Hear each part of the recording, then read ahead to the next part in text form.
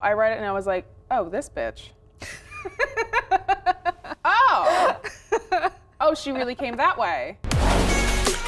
You know her as Nia Nal on the CW's Supergirl. Nicole Maines is bringing both her acting and activism to Hollywood. Nicole, welcome. Thank you so much for having me. So Nia, she is a transgender character. How much of your own experience have you infused into playing her? Quite a bit, actually, because she in the show had a breakup with Brainiac. And there's a lot of feelings under the surface that I think trans people experience while dating. That's what has to change. What? I can't be with you anymore. And so I was drawing a lot from those experiences Like what? of mine. A lot of, well, is it because I'm trans? Is it this? And of course, it wasn't. Of course, that's not why Brainiac broke up with her. And of course, that was never dialogue in the show. But it's those kinds of things that I kind of use. And that moment with Nia's sister, Yeah. where she's accusing Nia of not being a real woman. How did you, of all people, get the powers? They're supposed to be passed down from mother to daughter, so how did someone like you get them? You're not even a real woman. When you read that in the script, how did that hit you? Oh, this bitch. Oh. Oh, she really came that way. I was like, Nia should let her have it. Yeah. And they were like, no, that's not the time for it. It's a very regular, thrown around phrase, and it's something that I think a lot of trans women are familiar with. So when I read it, I was like, oh, I know exactly what's going on here. And at this point, do you have like a go-to comeback? How I do don't you even respond. When it comes to the comment section, I'm like, you are not gonna tell me anything that the church hasn't told me since I was in 5th grade. Like, you're gonna have to try a lot harder than that to get my attention. In person, if I see it as a teachable moment, then I will engage and then I'll explain, you know, why that's stupid. Like, this is the superhero level stuff I have been waiting for. Explain to me just like the roots of your activism and the legislation that you were actually part of. My activism started probably when I was in middle school. During that time, a bill was introduced into the Maine state legislature called LD 1046, which was your run-of-the-mill bathroom bill. It's just like HB2, just a couple years sooner.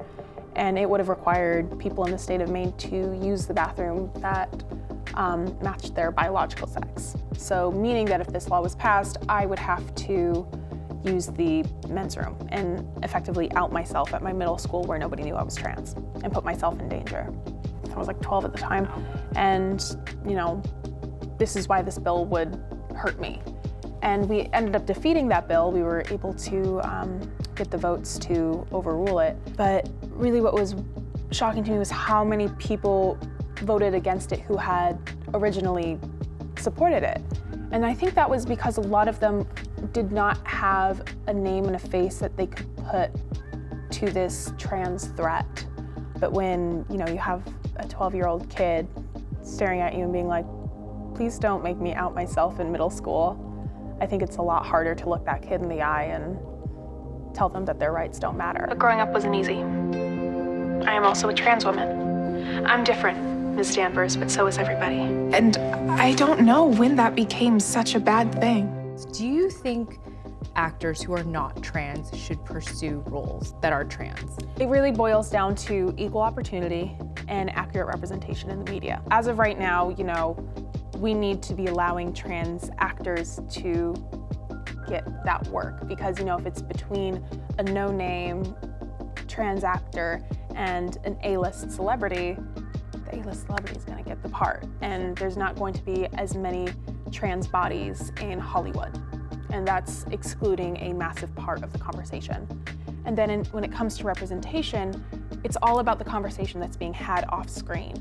And it's something that with accurate representation, with actual trans people portraying ourselves, we can start to dismantle that assumption. And we can say, no, this is what trans looks like. You do not need to be afraid of it. Who do you think should place that pressure on the industry then? Is it from the A-list celebrities who turned down the role? Scarlett Johansson did end up dropping out of the role. Yeah, and I commend her for that. That's the responsible thing to do. That's, you know, she learned from that situation and she was like, oh, okay, this isn't something I should be doing. I'm going to allow someone else to take up that space. A lot of what it means to be an ally is not speaking for somebody, it is handing the mic to somebody so they can speak for themselves. And I think it's on A-list celebrities, I think it's on writers, directors, casting agents, producers, executives. It's on all of us to kind of pursue a more progressive Hollywood. And it's been really nice. I'm seeing now more and more scripts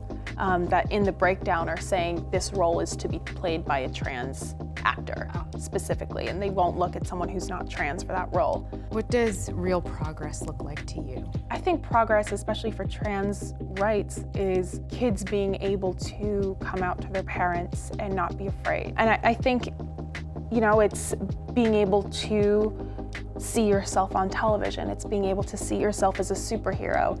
It is not being afraid to exist as you do. Sharing our truth is what will make us strong. So here I am. I am both human and alien. And I am a trans woman. Nicole, this is a delight. Oh, thank you so much for having me. Thank you so much for coming down here. Of course. And for more on your favorite TV shows, you know what to do. Visit Variety.com.